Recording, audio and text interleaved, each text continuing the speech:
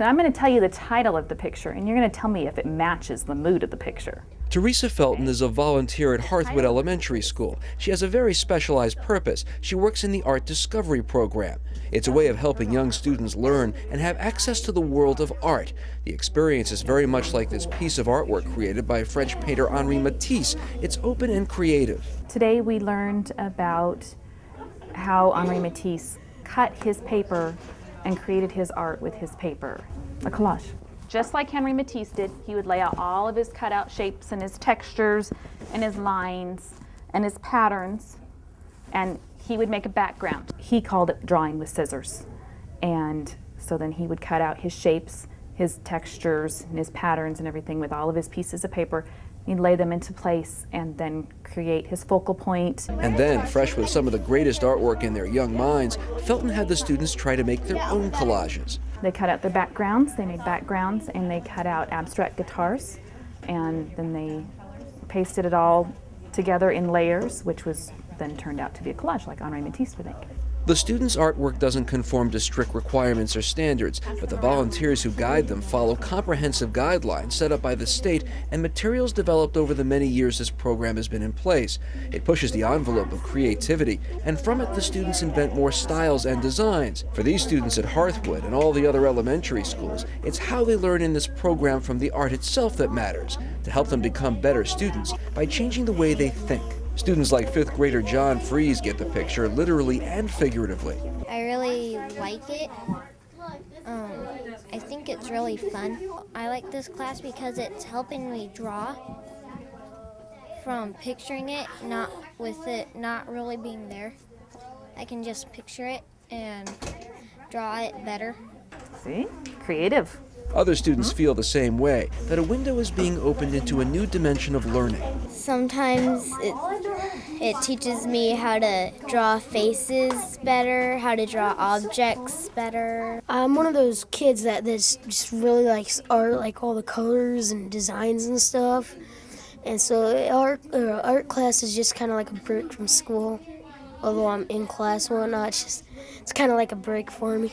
One of the founders of the Art Discovery Program is Sharon Springer. She started it 20 years ago with the idea of challenging young minds from kindergarten through 5th grade to think about art as a tool, to use it in learning other subjects. The kids learn all kinds of history and all kinds of things. It's learning exercise, and the finished products are wonderful. They've been coming out great the more the kids learn about these basic elements and principles, but we go through the back door. We concentrate more on overall learning rather than how to draw perfectly or how to paint perfectly, but you can see the progress as they go through the grade levels. The program has seen tremendous growth. What started in 16 schools is now in every school in the Evergreen District. To this day, Springer is the only paid staff member. The backbone of the program is the more than 360 volunteers who come into the classroom learning about art themselves and teaching where it otherwise would not be offered to the students in the district's elementary schools. This program opens up the world to adults as well as kids. Adults like Felton at Hearthwood and Gina Lint at Sifton Elementary. I kind of liked it because I've always liked art as a kid and liked to draw and paint and all that, and I got into drafting and the more commercial end of it and kind of got away from all the artistic. So this is a way that I get to open up and learn more and get to play with the art and then talk to the kids about it and hopefully get them excited about it. From the very start, Lint and the other volunteers realized this was more than teaching the kids from out of an information packet provided by Springer in the district. The material was just a guideline to a different way of teaching. One of the things they tell you not to do is not to read the back of the pictures. You know, you read through it, get the information so that you can talk to the kids and not read to them. That it makes it more interesting for them and to get them involved in the conversation. And Lynn says she sees the results.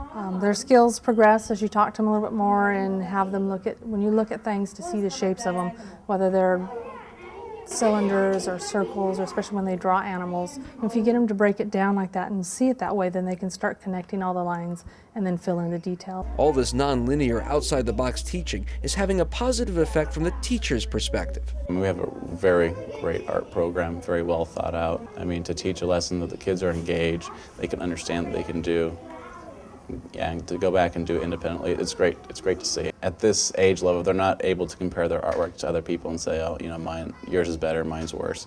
They take pride in their individual pieces, which is great. when students write stories, they love to have the artwork to go with it. So it's nice to pull on those concepts from, art discovery and to see that start to show up in their work throughout the year. Well, it makes it more meaningful for the students. So art is so personal that if you're telling kids you have to do it a certain way, then they're not going to want to do it because it's not for them, it's not about what they like. So to teach art where you're saying, okay, here's an example of what we're going to be looking at, what we're going to be focusing on, and then you take it and make it however you want in your own way, the kids just, they thrive on it. Yeah. Are we supposed to trace it out first? You can trace it out, you can freeform cut it. For each student, the art discovery class is available once or twice a month, but it's not the artwork itself that is key, but the process that leads up to it, the art of learning, where the art itself is proof of that process. To me, the artwork is fun and play. It's nice that they learn the techniques. They're observing things in other artworks that they're learning and using in their own work. But the quality of artwork wasn't the reason we did this. We wanted to stretch their brains and make them exercise their brains, and that's what we're doing because art teaches kids how to think. When you know how to think, you'll do better in math, science, social studies, every area. It really is brain push-ups. I think sometimes when you're just allowed to creatively think, it sort of opens you up to creatively thinking in your own daily life. To realize that not everything is black and white, and not everybody follows the same line. We don't all like the same stuff. It allows them to be individuals. And to be students with a new perspective on art and the world in which they live, with the help and guidance of many adult volunteers. By the end of a school year, they will be an expert. I'll see little points of things that we've talked about with the kids and some of the artwork that they've done. I'll see they made a point to emphasize that with the kids because I can see it in every picture that's hanging on that wall. I love this program with all my heart. It just gives the impression of something real.